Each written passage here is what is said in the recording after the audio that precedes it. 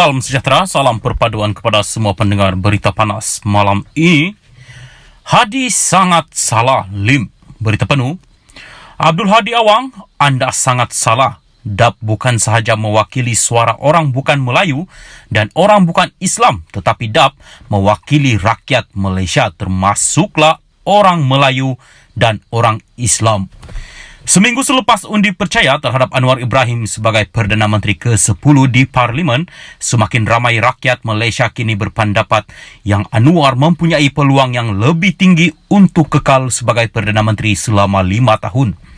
Tetapi, perkara ini juga telah meningkatkan lagi usaha pihak yang masih belum berputus asa untuk menumbangkan kerajaan Anwar Ibrahim seperti dalam langkah Sheraton sebelum ini.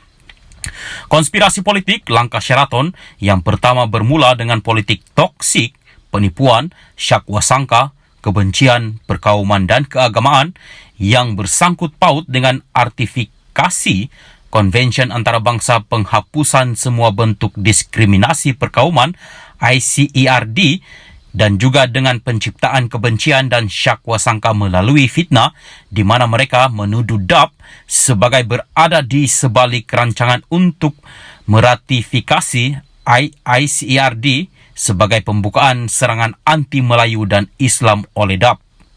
Hadi kini tahu yang isu ICERD pada tahun 2018 ini tidak mempunyai apa-apa kaitan dengan DAP, memandangkan para menteri dan pemimpin DAP sendiri terkejut seperti mana orang lain juga.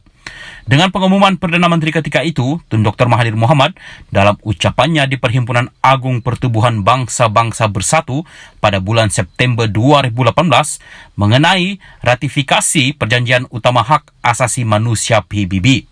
Tetapi Hadi tidak membuat apa-apa usaha dalam 4 tahun yang lepas untuk memohon maaf kepada DAP atau untuk mengakui kesilapannya dalam menabur penipuan dan fitnah berkaitan ICERD terhadap DAP.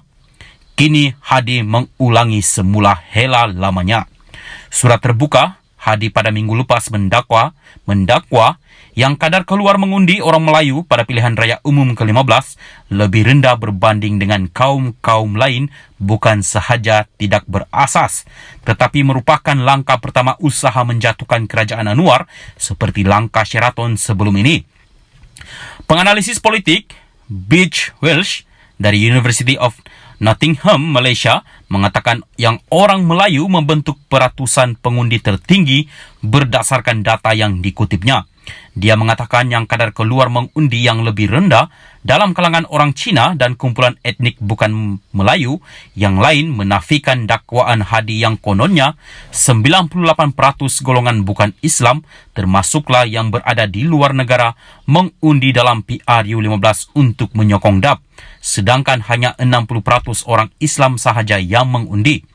Hadi memberikan amaran yang mereka yang tidak mengundi mungkin telah berdosa kerana mereka melanggar perintah Tuhan seperti yang disampaikan oleh Nabi Muhammad. Wells mengatakan yang dakwaan Hadi ini mengulangi naratifnya yang kononnya orang Melayu sedang terancam dari segi politik, menambah yang dakwaan ini tidak berasas. Wells memetik analisisnya yang menunjukkan kadar keluar mengundi pengundi Melayu pada kadar 79%, diikuti pengundi India pada 78%, Cina pada 69% dan lain-lain pada 59%. Dia mengatakan walaupun kadar keluar mengundi orang Melayu lebih tinggi berbanding dengan kaum-kaum lain, bukan semua orang Melayu menyokong Perikatan Nasional PN, yang mana PAS merupakan sebuah parti komponennya. Dia mengatakan dalam kalangan orang Melayu yang mengundi, hanya 54% sahaja yang menyokong PN. Sekali lagi, Hadi amat salah. DAP mewakili bukan sahaja suara orang bukan Melayu dan bukan Islam. Sebaliknya, DAP mewakili rakyat Malaysia, termasuklah orang Melayu dan orang Islam.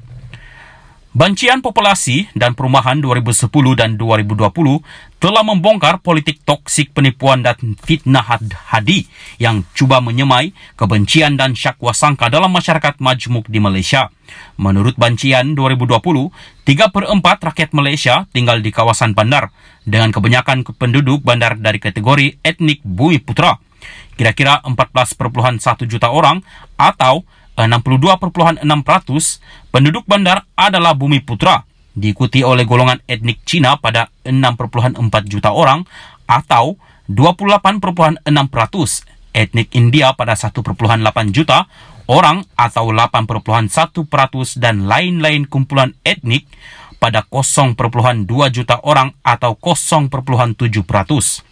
Nisbah penduduk Bumi Putra ini telah bertambah apabila dibandingkan dengan bancian terakhir pada tahun 2010 di mana 58,9% penduduk bandar merupakan Bumi Putra menurut data Jabatan Statistik Malaysia. Maklumat dari Suruhanjaya Pilihan Raya menunjukkan 21,173,638 orang rakyat Malaysia telah mengundi dalam PRU15 berbanding dengan 14,940,624 orang pengundi dalam PRU14 sebelum ini. Tambahan lagi, tidak mungkin untuk DAP memenangi 12 kerusi parlimen. Semua calon-calon lain di kerusi-kerusi telah kehilangan deposit mereka jika DAP tidak menerima sokongan semua kumpulan kaum di kerusi-kerusi ini. 12 kerusi parlimen di mana semua lawan kepada DAP di sini kehilangan deposit mereka adalah Tanjong, Bagan, Bukit Gelugo, Bukit Bendera, Ipoh Barat, Batu Gajah, Segambut, Kepong, Ceras, Bukit Bintang dan Seputih. DAP juga telah menang di 15 dari 20 kerusi dengan jumlah majoriti terbesar, didahului dengan kerusi timbalan pengurusi kebangsaan DAP, Gobind Singh Dio yang telah menang di kerusi Damansara dengan majoriti sebanyak 124,619 undi. 19 kerusi-kerusi yang dengan majoriti besar yang lebih dari 43,882 undi adalah Subang, Kelang, Kota Raja, Banggi, Seputih, Bukit Gelugo, Kepong, Iskandar Puteri, Segambut, Puchong, Bukit Mertajam, Ipoh Berat, Ceras, Batu Gajah, Bagan, Pandan, Kota Melaka, Tanah Merah dan Ipoh Timur. Mustahil untuk DAP sebegitu banyak kerusi parlimen dengan majoriti gergasi sebegini tanpa sokongan daripada semua kumpulan etnik.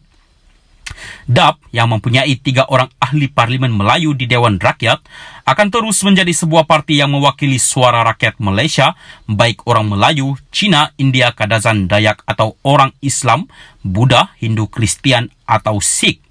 Saya tidak jangka Yang Hadi akan memohon maaf di atas politik toksik penipuan, syakwa sangka fitnah, perkauman dan keagamaan yang ditaburnya ini. Sebaliknya, dia akan terus mereka-reka penipuan dan fitnah baru untuk menghasut kebencian dan syakwa sangka di Malaysia.